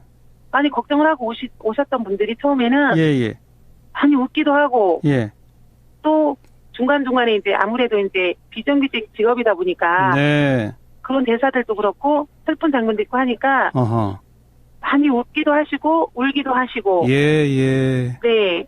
우리 한번 네. 배우 박유신 씨는 거기서 어떤 역할 맡으시는 거예요? 제가 1인 다역을 맡았습니다. 1인 유격을 맡았거든요. 6가지 역할이요? 네네. 뭐 하세요? 상상이 안 되시죠? 아니, 제가 하는 역할이 다 남자 역할이에요. 남자? 예. 다 남자 역할인데 아직까지 저희 노란리본 극단에 아버님들이 한 분도 안 계세요. 아이고, 남자들 이거 문제 있어요. 다 엄마들로만 구성이 돼 있기 때문에 예. 제가 이제 남자 역할을 7가지 역할을 하거든요. 7가지. 그러니까 뭐예요? 예를 들어서 한 두세 개만 얘기하시면. 정말 말썽 부리는 공부도 안 하고 엄마 속만 터지게 하는 정말 사춘기, 질풍노도의 사춘기 고3이 역할. 예. 또 삶의 의욕도 하나도 없고 무기력한 권태 역할. 예. 그리고 용역 깡패 역할도 하고요. 예. 그리고 이제 비정규직 경비하는 영광이 젊은 역할, 그 나이 든 영광이 역할. 그래서 총해서 6가지 역할을 하고 있어요. 그럼 계속 의상도 갈아입으셔야 되겠네? 네, 제가 제일 바빠요. 아이고. 뛰어다녀요. 1인 다역 맡으신 거는 우리 박유신 씨 한 명이에요? 다른 사람은 다 고정 배역이 있고? 고정 배역이 있는 사람이 가고요. 저하고 또 한 분 어머님이 1인 5역 하시는 분이 있어요. 네. 저희 배우가 저희 엄마들이 배우라게 하긴 그렇고 총 7명이거든요. 예. 7명인데 이제 그렇게 하고 있어요. 저하고 다른 어머님만 1인 5역, 1인 6역, 다른 분들은 다 1인 1역. 그 가운데 남자 역할로 1인 6역 하시는 박유신 씨가 제가 볼 때 대표 배우 같네요. 그거 아무나 못 시키거든요, 그거. 감사합니다. 참, 오늘하고 내일 천막극장에서 공연하는데 그 천막극장이라는 곳이 블랙리스트와 관련돼서 만들어진 극장 아니겠습니까? 네네. 그리고 그 블랙리스트라고 하는 게 이 세월호 참사 이후에 더 본격적으로 뭐 대통령 김기춘 실장 이런 사람들의 의사 막 내려왔다는 거잖아요. 네네. 그 블랙리스트 얘기 들으시면 어떤 생각 드세요? 그러니까 제가 세월호 참사 당사자가 되고 보니까 예술인들이 이렇게 아픈 사람들, 이런 사람들을 대변해준다는 거를 처음 알았거든요. 네네. 그냥 저는 그전에는 예술하는 분들은 자기 만족을 위해서 하고 싶은 꿈이니까 자기 만족을 위해서만 하는 분들인 줄만 알았어요. 그냥 멋있는 분들, 예. 그렇게 화려한 분들로만 알고 있었는데 예. 세월호 참사 딱 일어나고 나서 정말 글 쓰시는 분들은 글로 또 뭐 이렇게 음악, 노래 만드시는 분들은 그 노래로서 세월호를 알리고 네. 여러 분야에서 하시는 걸 보고 정말 대단하신 분들이다. 그러니까 지금 생각하면 저희 세월호 참사 나고 나서 굉장히 많은 일들을 예술로서 세월호를 대변해주는 게 굉장히 많았잖아요. 그렇죠. 그러니까 저 보기에는 그게 굉장히 두려웠던 것 같아요. 그렇게 국민들 가슴속으로 자연스럽게 이렇게 스며들게 하는 거를 굉장히 두려워했던 것 같아요. 지금 제가 돌아봐서 생각을 하니까. 네. 그래서 블랙리스트를 작성해서 그렇게 감시를 하지 않았나 그런 생각이 들어요. 이 세월호의 아픔에 국민을 공감하게 하는 게 왜 두려울까요? 그러니까 전 도대체 이해가 안 되는 거예요. 그러게 말입니다. 네. 알겠습니다. 아무쪼록 오늘 내일 멋진 공연 잘 펼쳐주시길 바라겠습니다. 오늘 고맙습니다. 네, 감사합니다. 배우 박유신 씨였습니다. 정치인도 65세로 정년을 두자. 또 경찰의 수사권 독립 이런 상당히 화제가 되는 정책 이슈들을 계속 문제 제기해서 주목을 받고 있는 표창원 의원 어서 오십시오. 네, 안녕하세요. 아니 우리 표창원 의원이 국회의원 되고 나서 저희 스튜디오에 오늘 처음 온다고요? 네, 지금 보니까 그렇게 됐습니다. 전화 인터뷰는 몇 번 했지만. 네네, 전화로는 인사 몇 번 드렸고요. 가끔 나와서 됩니까? 저랑 또 관계도 그런데 자주 오셔야 되는 거 아니에요? 네, 죄송합니다. 근데 그동안 안 불러주셔가지고요. 어떠세요? 국회의원 임기 시작하고 어떤 의미로 보면 다른 국회의원보다 상당히 격동의 지금 시기를 보내고 있는 겁니다. 네. 특히 표창원 의원이 당선된 그 총선, 4.13 총선이 더불어민주당이 제1당이 되고 여소야대 정국이 만들어진 아주 다이내믹한 정치가 시작되는 시점부터 곧바로 최순실 박근혜 게이트로 이어지고 탄핵 정국으로 정신없죠? 네. 마치 무슨 그 놀이동산에 롤러코스터를 탄 듯한 느낌이고요. 좀 내려서 조금 쉬고 싶다는 그런 느낌마저 들 정도로 정말 쉴 틈 없이 계속해서 뭔가 큰 일이 벌어지는 그런 와중에 여기까지 달려왔습니다. 제일 큰 일은 아무래도 대통령 탄핵이겠죠. 그렇습니다. 네. 처음에 최순실 그 언론지상에 보도되기 시작할 때 네. 어땠어요? 지난 가을이었죠. 아마 그 9월 20일 날인가 네네. 처음 한겨레 신문에 보도가 됐죠, 이름이. 네. 그때만 해도 사실은 과거 40년 전부터 나오던 이야기이기도 하고 지난 98년 그리고 2007년 박근혜 대통령의 그 정치 데뷔와 대선 후보 출마 때마다 사실은 이야기되어 오던 것이긴 했죠. 네. 예. 그리고 최순실이라는 이름도 사실은 제가 경찰대 교수로 있을 때 몇몇 기자들이 차명 땅에 그 어떤 진실을 같이 밝히자라든지 뭐 이런 부분 때문에 또 오촌 살인 사건이라든지 들여다보긴 했지만 진실에 다가가지는 못했었습니다. 근데 지난 9월에 국회에서 드디어 되게 정유라, 이화여대 뭐 이런 부분들부터 시작해서 이야기가 불거지기 시작하면서 사실은 그때만 해도 저는 또 이야기가 나오는구나 이러다 말겠지라는 정도였습니다. 사실은. 예. 저는 국회의원이라 그래서 우리보다 좀 많이 아시나 했더니 그것도 아니었군요. 전혀 그렇진 않습니다. 그러니까 저희 상임위 소관의 무슨 부처와 관련된 일이라서 자료 공개 요청을 하고 그래서 자료를 받아봐서 국민들께서 모르는 어떤 구체적인 의사결정 사항이라든지 이런 부분들을 알아내고 그것을 가지고 대정부 질문을 하고 이렇게 하는 부분에 있어서는 국민들보다 좀 알 수 있는 부분들이 있습니다. 그런데 그 이외에 대해서는 국민 여러분께서 접하신 것과 거의 같은 정도를 접하고 있습니다. 그러니까 표 의원 본인도 계속 놀라면서 지금까지 시간이 흘렀겠네요. 네, 그렇습니다. 설마 이럴 줄이야. 설마 이럴 줄이야. 네. 그랬죠. 네. 이제 와서 보니까 최순실 박근혜 게이트의 핵심은 뭐라고 생각하세요? 가장 핵심은 정경유착이라는 그런 결론에 도달하게 되는데요. 그 전만 해도 이제 권력의 사유화라는 것이 핵심으로 봤습니다. 선출되지도 않고 어떤 공무담임의 자격도 없고 검증도 안 된 사람이 비선실세. 네, 비선실세가 국정을 농단했다라는 것이었지 않습니까? 근데 이게 왜 벌어졌으며 어떻게 여기까지 올 수 있었나? 그 뒤에는 결국 돈이었다는 거죠. 그리고 그 돈의 흐름 속에는 한쪽에는 권력이 자신들의 권력을 마음껏 농단할 수 있는 그것이 이제 재벌을 이용해서 돈을 수백억을 왔다 갔다 한 것이고요. 네. 재벌 쪽에서는 권력을 마음대로 움직여서 자기들이 하고 싶은 일을 뭐 법도 통과시키고 정책도 위반하고 서로 주거니 받거니 누임 매부 좋다는 식으로 해온 것이 아니겠느냐. 네. 그것에 대한 파생의 결과가 인사도 농단이 이루어지고 저항하는 사람 잘라내고 뭐 그렇게 이어져 온 것으로 보입니다. 비선실세 권력 사유화보다 더 뿌리는 정경유착이다. 네네.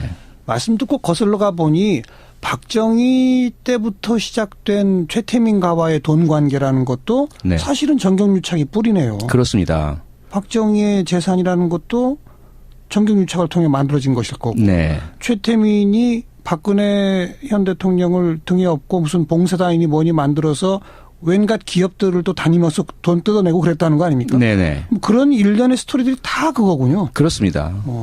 결국은 박근혜 대통령의 어떤 그 이면에 있는 부분들, 유경재단, 그리고 영남대학교, 정수장학회, 이 부분들도 다 돈이고요. 네, 그 돈이 또 권력을 이용한 찬탈이고 탈취 아니겠습니까? 그렇죠. 이것을 유지하기 위해서도 또다시 정치 권력이 필요했고, 재벌들도 마찬가지였고요. 편법, 상여, 증여, 상속, 이런 부분들과 회사의 손쉬운 매각, 정리해고 이런 것들이 다 정치 권력의 힘을 빌지 않으면 잘 안 되는 부분이죠. 그렇죠. 결국 그러한 그 정경유착의 뿌리를 우리가 제거하지 못한 것이 네. 나라 전체가 이렇게 뒤흔들리고 국민의 생명권도 위태롭게 되고 뭐 그렇게 된 것으로 보입니다. 최순실 한 개인 그리고 박근혜와 최순실의 개인적 관계 이게 문제가 아니다. 네. 정경유착이 뿌리다. 네네. 그 정점이라고 말할 수 있는 삼성 이재용 부회장 구속영장 기각. 네. 어떻게 보세요? 뭐 참담하다는 표현을 너무 요새 많이 써서 그걸 또 쓰고 싶진 않지만 다른 더 적절한 용어가 찾아지질 않는데요. 물론 이제 법 쪽에서는 특히 법원과 해당되는 그 판사께서는 사실 이것은 여론의 압박을 이겨낸 용기 있는 결정이다. 이런 말씀들을 하고 계세요.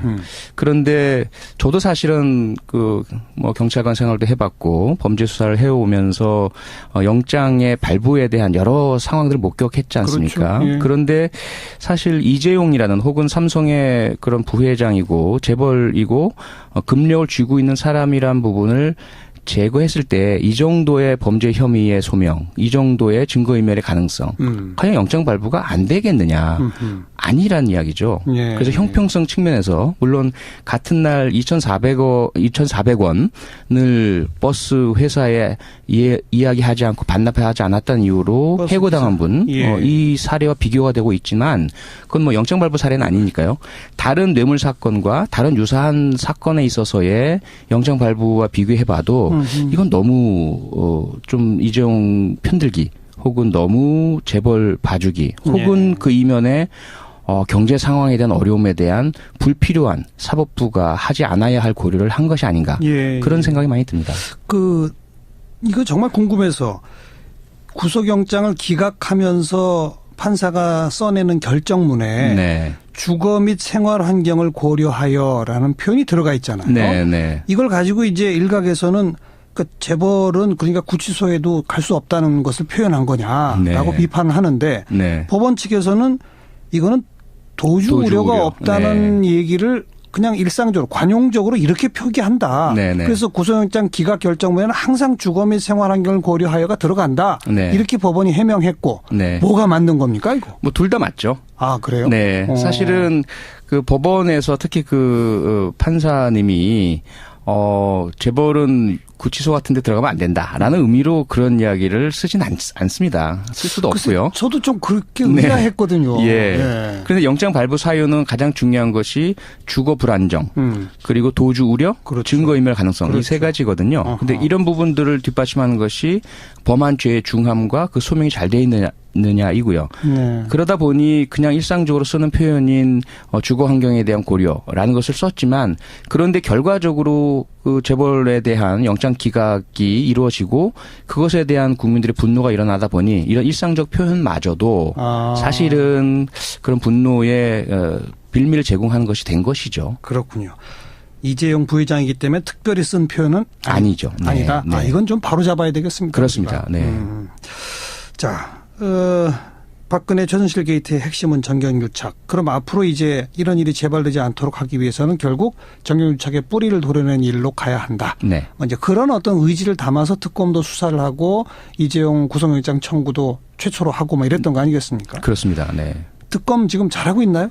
잘하고 있죠. 점수 주신다면? 저는 정말 100점 만점에 거의 99점을 주고 싶습니다. 그래요? 네, 왜냐하면 환경의 제한이란 것은 분명히 우리가 감안을 해야 하거든요. 전지전능하지도 않고 모든 수단을 다 부여해 드린 것도 아니고요. 예. 그런 가운데 최선의 노력을 다하고 있음은 분명히 보이기 때문에 99점 아니라 뭐 100점 이상도 드려서 응원과 격려를 해드리고 싶은 마음입니다.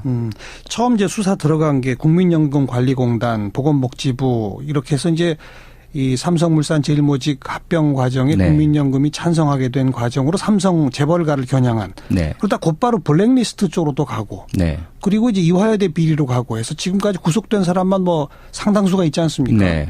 그 어떤 수사 들어가는 순서라고 그럴까? 네. 이런 건 어떻게 보셨어요? 만약에 그 순서들이 모두 계획된 것이라면 정말 전격적이며 예상을 뛰어넘어서 상대방 특히 피의자들이 대비하거나 공모하기 어렵게 만들었다 이렇게 볼 수 있는 것이고요. 예. 그런데 과연 특검이 그런 식으로 움직이는가 그렇진 않습니다. 보면 특검이 팀으로 나눠져 있거든요. 팀별로 맡은 그 대상자들이 있고요. 그런 대상자들에 대한 수사가 한 팀마다 이제 그동안 이루어진 것들이 성과를 내기 시작하면서 마치 처음부터 계획한 것처럼 재벌 치다가 그다음에 이화여대 치고 블랙리스트 문화부 치고 이렇게 되는 것인 것처럼 보이는 건데요. 네. 실상은 제가 이렇게 들여다보면 그건 아닌 것 같고요. 원래 나눠진 팀별로 계획이 다 있었다? 그렇죠. 아하. 그동안 해오던 수사가 성과를 내기 시작하면서 구속자들이 생겨나고 그것이 마치 성동격서 여기 치고 저기 치고 하는 것인 것처럼 보이고 있는 것으로 보입니다. 네. 근데 이제 검찰에서도 사전에 수사를 했었잖아요. 네. 근데 거기서 손 안 댄 대목들이 예를컨대 블랙리스트 같은 경우 특검은 수사 개시를 하고 나서 불과 한 일주일도 안 지나서 전격적인 압수수색으로 막 들어갔거든요. 네. 이 점은 어떻게 보세요? 그야말로 특검이 왜 필요한지를 보여주는 대목인 거죠.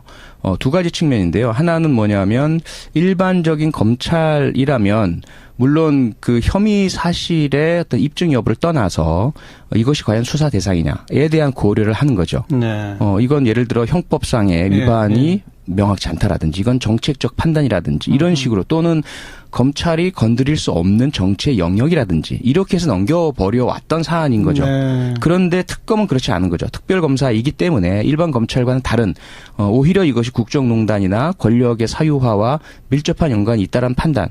특히 일반 법률 위반은 따져봐야 알겠지만 어쨌든 헌법 위반은 분명하다라는 것에서 착수에 들어간 것이고요. 두 번째 차이점은 일반 검찰은 나름대로 성역을 그어놓고 있다는 거죠. 본인들은 늘 부인하지만 수사에는 성역이 없습니다라는 말 속에 오히려 성역이 있음을 스스로가 자인하고 있다고 우리는 보고 있거든요. 검찰 출신들은 꼭 맨 뒤로 돌리더라고요. 네.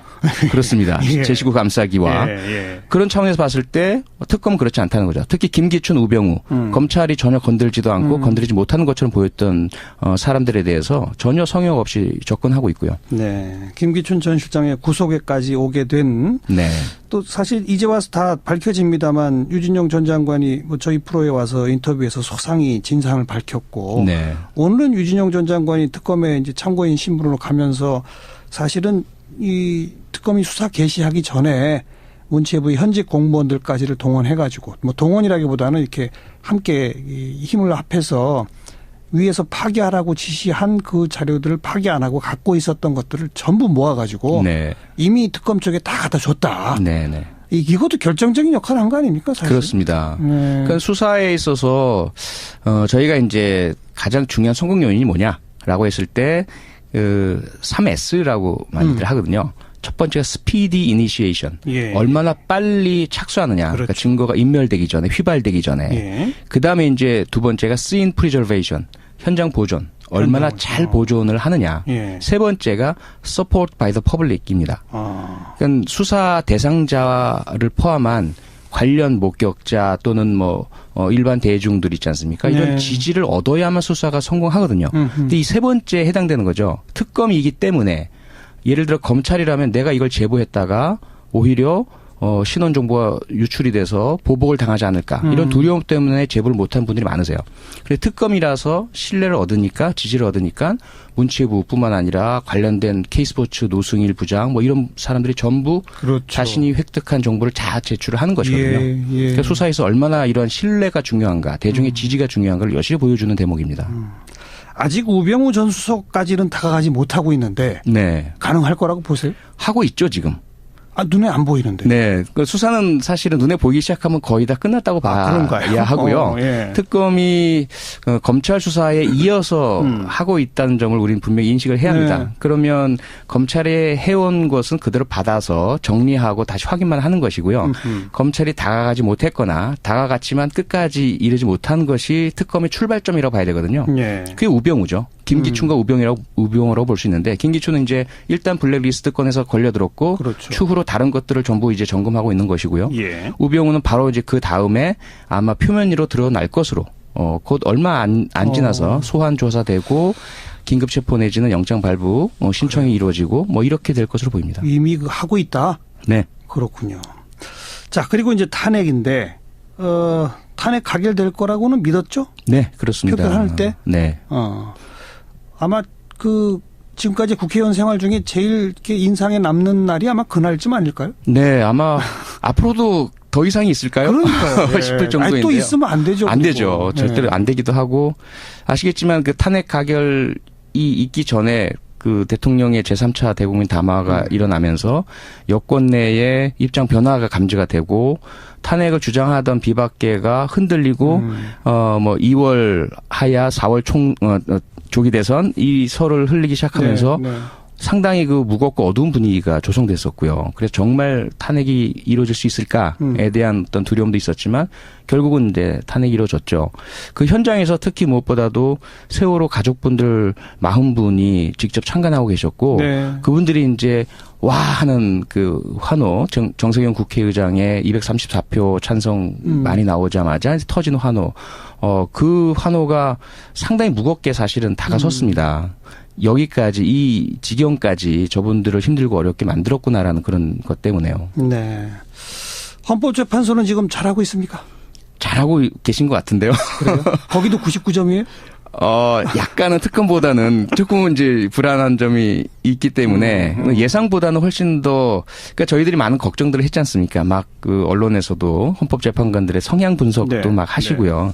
그런데 그런 우려는 사실 저는 가지고 있지 않았거든요. 그분들도 법조인이시고 국가와 국민을 너무나 사랑하시는 분들이고 다소간의 성향에 따라서 어떤 정치적인 부분에 대한 의견은 다를지 모르겠지만 지금이 얼마나 엄중한 시기이고 국민들이 얼마나 아파하고 계신지 그리고 빨리 이 사안에 대한 결말이 내려져서 국정 정상화가 이루어져야 될지 누구보다도 잘 알고 계시고 자신의 이름이 이 탄핵 심판의 결정문에 들어가게 된단 말이에요. 그런 분들이 어떤 작은 인연이나 사적인 관계 때문에 허투루 판단하시지는 않을 것으로 저는 확신을 하고 있었습니다. 그리고 속도도 굉장히 내고 있는 거죠. 네, 그럼요. 거의 그 최선을 다해서 군더더기 없이 빠른 결정을 하기 위한 노력들을 하고 계신 것으로 보이고요. 네. 대통령 변호인단들이 그 소송 지연을 위한 다양한 그 요구들을 하고 제안도 하고 논리도 내세우지만 다 그 재판관들에 의해서 기각당하고 네. 제지당하고 하는 모습들을 보면서 너무나 잘하고 있어서 감사한 마음입니다. 오늘 이제 또 무더기 추가 증인 신청한 것 가운데 몇 사람과도 어쨌든 채택이 돼가지고 뭐 2월 중순 정도까지는 이미 공판기일이 잡혔단 말이에요. 네. 그럼 이제 그걸로 끝낼 수 있을까요? 또 더 늘어질까요? 그건 아마 예측하기 어려운가요? 네, 아니요. 근데 예측은 가능하죠. 더 늘어질 가능성은 거의 없고 거의 마지막 배려이지 않을까 싶습니다. 그래서 아마 대통령 측에 대한 마지막 배려다. 그렇죠, 그렇죠. 일단 헌법재판소에 이제까지의 그 해오신 부분들을 보면 양측 모두에게 하고 싶은 거 다 해라. 제출하고 싶은 거 다 제출해라. 다만 기본은 있다. 뭐냐면 국가와 국민을 위해서 헌법재판소가 더 이상 끌 수 없는 지점은 있다라는 것들을 이렇게 보여주신 것 같아요. 그런 가운데서 허용할 것은 허용하되 안 되는 건 안 되는 것이고 그래서 워낙 많은 제지를 하다 보니 대통령 측에 조금 너무 심했지 않았나라는 그런 부분이 있는 것 같습니다. 그러다 보니 마지막으로 아마 허용해 준 것이 추가 증인의 채택인 것으로 보이고요. 그 이상의 아마 배려나 그런 건 없을 것으로 거의 확신합니다. 알겠고요. 오늘 일단 여기까지 하고요. 네. 이제 좀 자주 뵙도록 하겠습니다. 네, 불러주십시오. 나와주셔서 고맙습니다. 고맙습니다. 더불어민주당 표창원 의원이었습니다.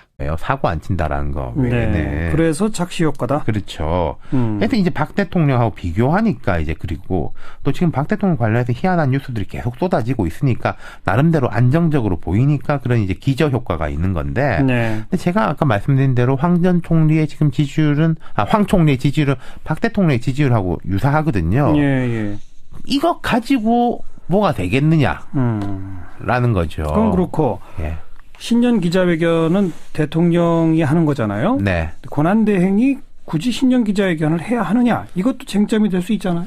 이게 뭐 무슨 하지 말라는 법은 없고 뭐 할 수도 있겠죠. 우리 정부가 그래도 이런 상황에서도 잘 돌아간다라는 걸 보여주려면 할 수 있겠는데 예. 오늘 보면은 좀 너무 거시적인 이야기들을 많이 하시더라. 예. 사실 권한대행으로서의 그 기간은 몇 개월 안 남은 거 아니에요? 그러니까요. 뭐 해외 뭐 일자리 경제 특사도 파견하겠다. 여러 곳에 뭐 이런 이야기까지 하시던데 이게 자기가 진짜 하겠다라는 건지 뭐 그렇게 했으면 좋겠다라는 건지 잘 모르겠네요. 그 과거에 노무현 전 대통령 탄핵됐을 때의 권한대행 시기에는 신년 시기는 없었죠. 그렇죠. 그리고 그때 62일이니까 좀 짧아서 직접 비교하기는 어려운데 어찌됐건 고건 전 총리에 비하면 황 총리가 훨씬 더 광폭적인 행보. 어젠가 그젠가 주말에는 무슨 청년들과의 대화. 이거야말로 진짜 보통 대선 주자들이 하는 거지. 예. 총리가 청년과의 대화 이런 거 잘 안 하지 않습니까? 여러 가지 하시네요. 글쎄요. 뭐 민생 현장 찾아가고 또 군부대 찾아가고 뭐 이런 거 이제 국정을 다 잡는다는 의미에서 그렇죠. 볼 수 있습니다만 네. 신년 기자회견, 청년과의 대화. 뭔가 조금 오바가 있는 거 아닌가요?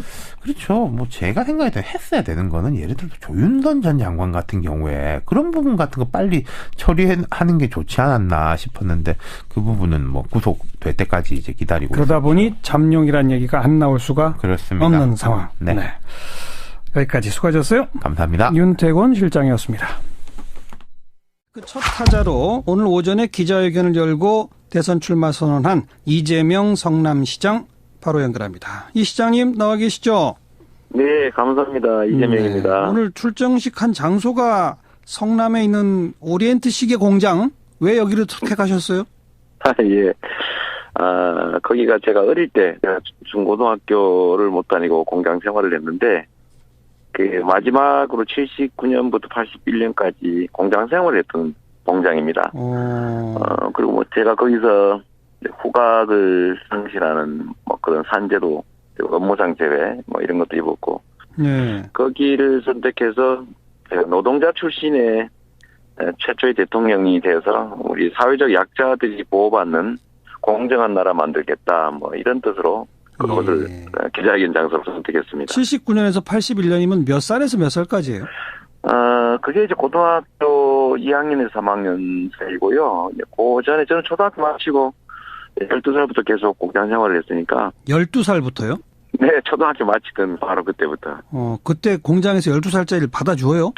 받아줬습니다. 제가 그래서, 그때 나이를 이제 남의 형 나이로 이제 다 서로 알면서 그 형의 이름으로 다니고 뭐 그렇게 남의 이름으로 다니고 그랬죠. 그러면 이 오리엔트 시계 공장이 첫 직장이 아닌 거군요? 아닙니다. 그 중에 그 이전에 목걸이 공장, 뭐, 고무 공장, 냉장고 공장, 그리고 이제 야구 글러브 공장을 거쳐서 가장 월급을 많이 주던 제일 큰 회사인 오리엔트로 들어갔다가 2년 정도 일하다가 제가 대학을 진학했습니다. 예.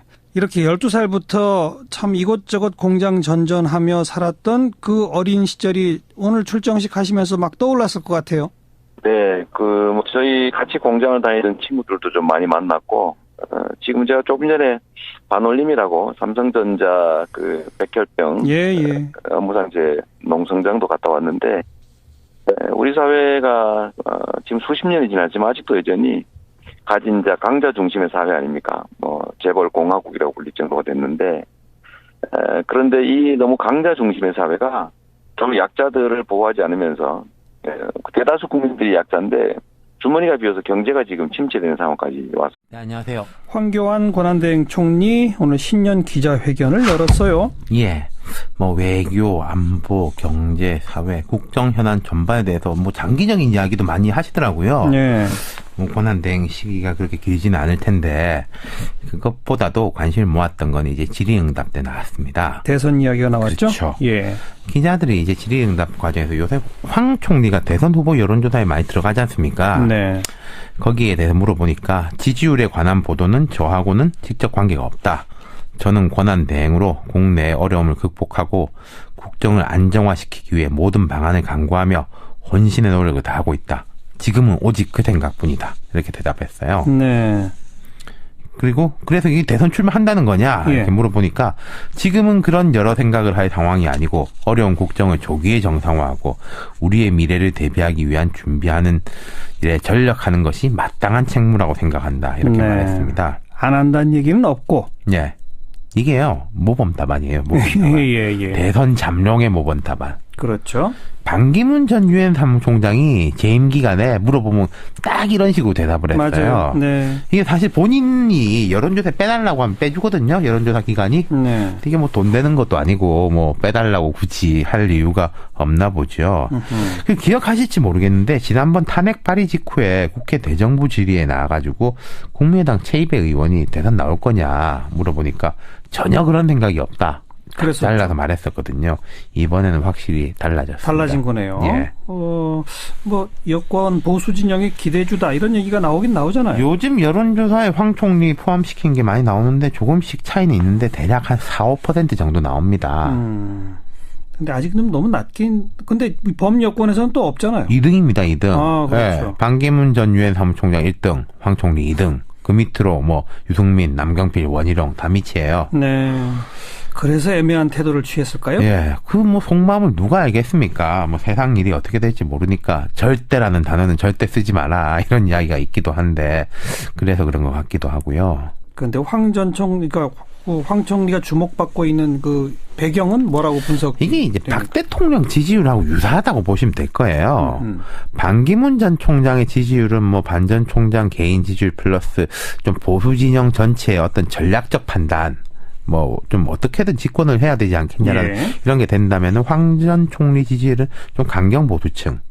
박 대통령 탄핵 반대 집회 가면은 황 총리 칭찬하는 이야기 많이 나오거든요. 그게 딱 그대로 들어가는 지금 거죠. 지금 대통령 권한대행으로서 직무 수행 잘하고 있느냐라는 질문에 꽤 나오죠? 한 30몇% 나옵니다. 예.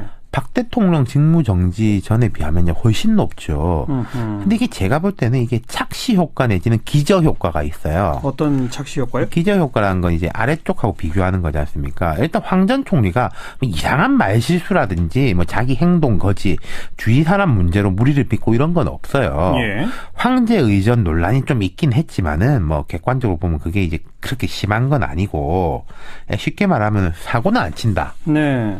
이게 일을 잘하고 있냐 이런 걸로 보면 좋은 점수를 주기가 어려운 게 사고 안 친다고 꼭 일을 잘하는 건 아니죠. 그렇죠. 뭐 계란 파동으로 이어진 이제 AI 이게 이제 이웃 일본 등하고 비교해봐도 초동 대처부터 너무 부실했고 제대로 대처를 못했죠. 예. 그리고 이제 뭐 부산 일본 영사관 앞에 소녀상 같은 경우에도 이걸 황 총리가 뭐 해결했을 수 있다라는 게 아니라 초기에 시민단체들이 이제 영사관 인근에 세우려고 했을 때 부산 동구청이 외교부하고 정부 당국에 물어봤어요. 이거 도대체 우리가 어떻게 해야 되냐. 예.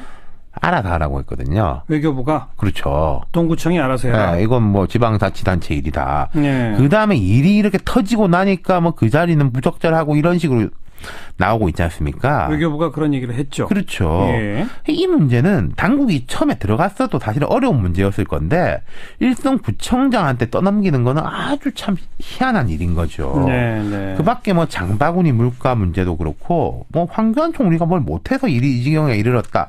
그런 건 너무 박한평가일지 모르겠는데 황 총리가 뭐 잘하고 있는 게 뭐냐. 이건 또 찾기가 어렵다는 거예요. 확장성 측면에서 뭐 분당 이 저의 이제 압도적 지지로 돌아선 것처럼 실적으로 유능한 진보임을 증명했다고 생각하고 예.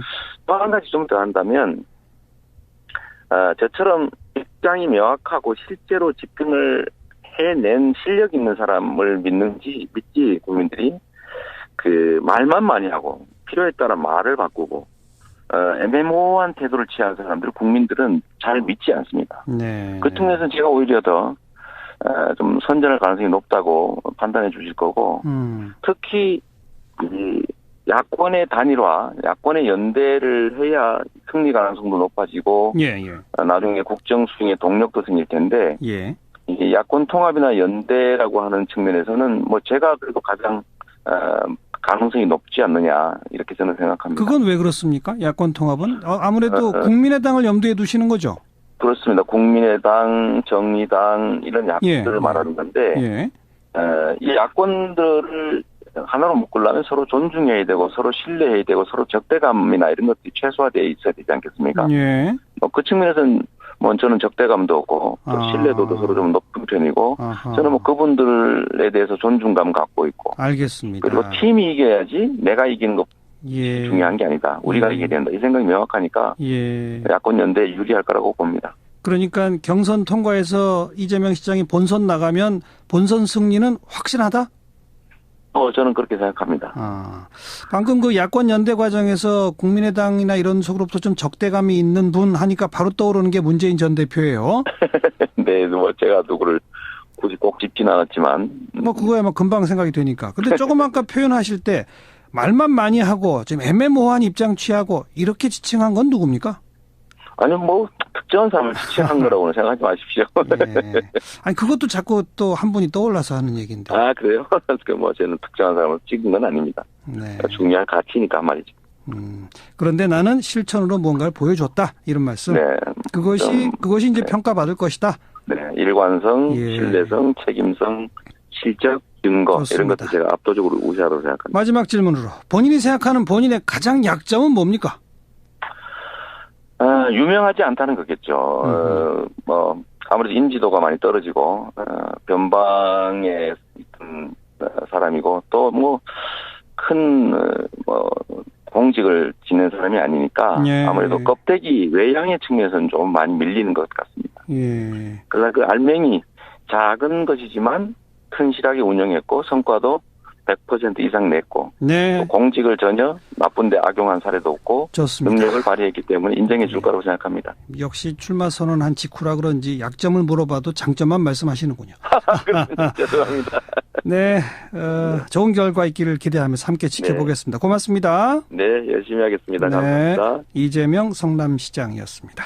유진용 전 문체부 장관이 오늘 특검에 참고인 신분으로 나갔는데, 기자들한테 거의 기자회견식으로 쭉 입장을 발표하더라고요. 그렇습니다. 참고인으로 출석하면서 이렇게 또 길게 얘기하는 게 이례적인 상황인데요. 어쨌든 블랙리스트 관련해서는 계속 여러 가지 고생을 했고, 또 장본인이기도 하고, 그 상황을 폭로한 장본인이기도 하기 때문에 여러 가지로 이제 소외가 있었던 것 같습니다. 일단은 블랙리스트가 있냐 없냐 이게 여러 가지로 얘기가 많이 나왔었는데, 블랙리스트는 분명히 실제하는 것으로 지금도 확인되고 있다. 그리고 이러한 행위는 헌법 가치를 훼손한 범죄 행위다. 이렇게 얘기를 했고요. 또 지금 어떤 김기춘 전 실장 등이 정권이 자기들 입맛에 맞지 않는 사람들을 차별하고 배제하기 위해서 모든 공권력을 동원한 것이다. 이렇게 직접적인 비판을 하고 있습니다. 또 자신이 생각하는 민주사회는 정부가 지원을 하면서까지 비판을 해달라고 부탁하고 그 비판을 토대로 해서 더 나은 사회로 가는 이런 체제인데, 그런데 반대로 비판 세력을 조직적으로 핍박한 것은 용서할 수 없는 이런 헌법 가치 훼손이다. 이런 명당 관리는 유신시대 이후에 전두환 정권까지는 있었는데 민주화되면서 없어졌는데 다시 생긴 거다. 즉 대한민국의 민주화 역사를 30년 되돌려 놓은 것이다. 이렇게까지 얘기를 하고 있습니다. 그래서 이제 김기춘 전 실장의 구속을 계기로 다시 정의롭고 자유로운 사회로 돌아가야 된다. 이렇게 얘기를 하고 있습니다. 네. 우리의 미래가 암담해지고 있습니다. 그래서 좀 약자 중심의 사회를 만들어야 된다. 이런 생각으로 제가 그곳을 출마 장소로 설정했습니다. 약자 중심의 사회를 만드는 방법으로 오늘 눈에 띄는 정책을 여럿 내놓으셨는데, 기본소득제 도입하겠다. 구체적으로 좀 설명해 주시면. 국가는 국민의 세금을 걷어서 여기저기 이런저런 용도로 쓰는데, 우리가 주로 보면 토목공사를 한다든지 최순실 예산으로 불리는 이런 낭비성 예산 집행이 상당히 많습니다. 근데 국가는 어차피 돈을 쓰는 건데 이게 경제에도 도움이 되고 국민들의 삶에도 도움되는 쪽으로 쓰는 게 우리 헌법이 정한 의무인데, 실제로 국민들의 복지를 증진시키는, 국민들의 주머니를 두둑하게 해주는 예산 집행은 참으로 인색합니다. 토목공사나 기업에 대한 지원은 다 투자라고 하면서 국민들에 대해서 복지 지출하는 것은 정말로 큰 투자인데 이건 낭비라고 말하죠. 공짜라고 말하고. 그래서 제가 국가 예산 400조 중에서 한 7% 정도만 조정을 하면 2,800만 명에게 매년 100만 원씩 줄 수 있는 28조 원을 만들 수가 있습니다. 2,800만 명에게 1년에 100만 원? 네. 그러면 가구당 한 2, 300만 원 되죠. 예를 들면 29세 이하 전 연령, 65세 이상 전 연령, 장애인 전부, 농어민 이렇게 하는 게 2,800만 명이 나오는데 가구원들이 보통 그게 한 2-3명이 걸릴 테니까 한 2, 300만 원이 되고, 이거를 그냥 현금으로 주는 게 아니라 지역 화폐, 상품권 형태로 그 지역에서 쓰여지도록 하면 이게 그 지역의 자영업자들이 또 살 수 있지 않습니까? 그 성남시 청년수당 주듯이. 청년배당을 지역 화폐를 줬던 것처럼. 이렇게 하니까 재래시장도 살아났고 했는데 전국의 자영업자도 살아나고 경제 순환에 직접적으로 도움이 됩니다. 29세 이하라면은 갓 태어난 끝난 아기도 포함되는 그렇습니다. 신생아부터. 네. 그리고 65세 이상, 그다음에 장애인, 농어민 다 워낙 어려우니까. 좋고요. 또 하나가 국토 보유세라는 걸 신설해서 전 국민한테 토지 배당을 하겠다. 이건 뭡니까? 우리나라의 그 소득 불균형이 너무 심하고 또 자산 불균형, 재산 불균형이 너무 심합니다. 상위 10%가 연소득에 예를 들면 48%를 가져가고 국민의 50%는 예를 들면 5%를 나눠 갖는다든지 이런 아주 심각한 불균형이 있는데 이걸 해소하지 않으면 경제가 살아날 수가 없습니다. 그래서 그중에 일부 정책으로 전 국민 중에서 토지를 가진 사람은 다 세금을 내는데 이걸 전 국민에게 n분의 1로 기본소득 지급하는 거죠. 이게 토지 공개념이라고 하는데도 맞고 하는데 95% 정도는 이익을 보게 됩니다. 예. 나머지 이제 땅 부자에 해당되는 5% 정도는 약간의 부담을 더하게 되는데 예. 이런 식으로 불균형을 조금씩 조정하자는 것이죠. 아하. 그러니까 하면 토지에 대한 보유세로 거치는 세수는 전액 국민들한테 돌려준다는 건가요? 지금 현재 종부세, 종합부동산세가 한 1조 3천억, 재산세가 한 7조 7천억 이렇게 되는 9조 원 정도 되는데 예. 이게 5,600조 원이라고 하는 6,500조 원이라고 하는 엄청난 부동산에 대한 세금은 너무 적습니다. 예. 자동차세 뭐 이런 데 비교하면 말이 안 되죠. 예. 이거를 한 22조 원 정도까지 좀 추가로도 걷어서 한 15조 원 정도를 만들면 그걸로 전 국민한테 n분의 1로 초고적인 기본소득을 시행해 오는 겁니다. 예. 그러면 이제 국민들이 공감을 하면 그걸 조금씩 내려가는 거죠. 네. 이러면 한 5% 정도는 손해를 보니까 반발할 텐데 네. 95%의 국민들 이익이 되니까 또 찬성할 테고 이걸 통해서 약간의 재산 불균형을 해소해 나갈 수가 있습니다. 그러니까 부동산을 과도하게 보유하고 있는 사람들의 세금을 좀 대폭 늘리는 그런 쪽이로군요. 기본적으로. 그래 봐야 미국이나 선진국의 수준에도 못 미칩니다. 좋습니다. 그것도 어떻게 보면 그 소득 역진 현상을 완화시키면서 기본소득을 좀 강화하는 그 방향으로는 똑같은 거네요. 그렇습니다. 예. 그리고 눈에 띄는 게 재벌 해체를 주장하셨는데, 네. 그게 가능합니까? 지금 이거를 이제 오해를 해서 그런데 제가 정확하게 말하면 재벌 체제를 해체하는 것이지 재벌 기업을 없애는 게 아닙니다. 이게 오해가 발생하고 있고요. 재벌 체제 해체는 핵심이 뭡니까 그러면? 재벌 가문들의 불법적인 과도한 지배력 행사, 재벌 대기업 내의 부당 내부 거래, 중소기업이나 노동자 착취, 일감 몰아주기 같은 불법 부당 행위를 철저하게 근절해서 정상적인 기업 활동을 하게 만들어야 네. 경제가 살아난다. 그런 뜻입니다. 예. 대한민국의 제일 심각한 기득권은 지금까지는 정치 권력이라고 생각했지만 실제로는 재벌이고 그중에서도 삼성 재벌이죠. 예. 근데 이 삼성 재벌 가문들의 기업에 대한 부당한 지배, 기업을 마치 개인 사적 도구처럼 악용하는 것들을 철저하게 막아야 경제가 산다. 그 뜻입니다. 그러니까 뭐 지배구조 개혁하는 거, 그다음 불공정 행위, 또 일감 몰아주기 금지시키는 거, 뭐 이런 등등이니까 여타 야권 후보들의 이른바 재벌 개혁 주장하고 사실 대동소이한 거 아닌가요? 대동소이하긴 한데 이제 개혁이라고 하면서 실제로 한 게 하나도 없죠. 예. 대개는 이제 듣기 좋은 소리를 했는데 제가 하는 얘기들 중에 다른 개혁 주장하는 사람들이 못하는 얘기가 있습니다. 첫째는 불법으로 만든 재산은 전액 환수한다. 네. 불법이라고 불리죠. 두 번째는 불법 행위를 저지른 재벌 총수인 이재용은 구속해야 된다. 형사처벌을 해야 된다. 이거 지금 못하지 않습니까? 재벌 대기업들이 정당하게 현재 부담하고 있는 법정 부담금, 개발 부담금 이런 거 이걸 깎아주자는 분도 계시는데 이거 깎아주면 안 되지 않습니까? 15조 원이나 되는 부담을 국민들이 대신 해야 되는데 그거 옳지 않다. 세 번째로는 부당하게 강자들인 재벌들에게 깎아주었던 법인세 정상화해야 된다. 법인세 증세, 또 소수의 초과 이익을 누리는 초대기업들을 얘기하는 거죠. 네. 근데 이거에 대해서는 다른 사람들은 말하지 않죠. 그런 예. 차이들은 있습니다, 분명히. 예, 알겠습니다. 자, 그런데 아직 지지율이 한참 좀 치고 올라가더니 좀 주춤 약간 더 꺾이기도 하고 막 이렇습니다. 네. 어떻게 전망은 어떠세요? 지금까지는 거의 뭐 인기 투표에 좀 가까웠다고 한다면 지금부터는 이 사람이 어떤 걸 할 수 있는가, 실제로 말하는 걸 할까를 검증하는 단계로 들어가게 될 것 같습니다. 경선이든 본선이든 그렇게 되겠죠. 그러면 대한민국의 최고의 기득 권력이 재벌이고 또 정치 권력들인데 과연 이 기득의 정치 권력, 특히 삼성 같은 재벌들과 싸워서 이 기득권을 제어하고 우리가 원하는 공정국가, 적폐청산이라고 하는 걸 해낼 수 있을까? 라는 점들을 국민이 들여다보기 시작하고 그중에서 이 사람이 과거에 한 행위로 보건데 이 사람 같으면 진짜로 말한 걸 지킬 수 있겠다 라고 믿어지는 사람을 골라내는 단계가 될 텐데요. 그러면 제 지지율도 올라갈 거고 좀 더 하나 더 말씀드리면 경선은 인기 투표가 아니라 그냥 될 사람을 찍는 게 아니라 빼야 될 사람을 고르는 적극적인 지지자들의 적극적인 행동이 반영된 겁니다. 네네. 그래서 거기는 될 것 같은 사람이 아니라 여론조사엔 될 것 같은 사람을 지적하거든요. 예. 내기는 꼭 돼야 될 사람.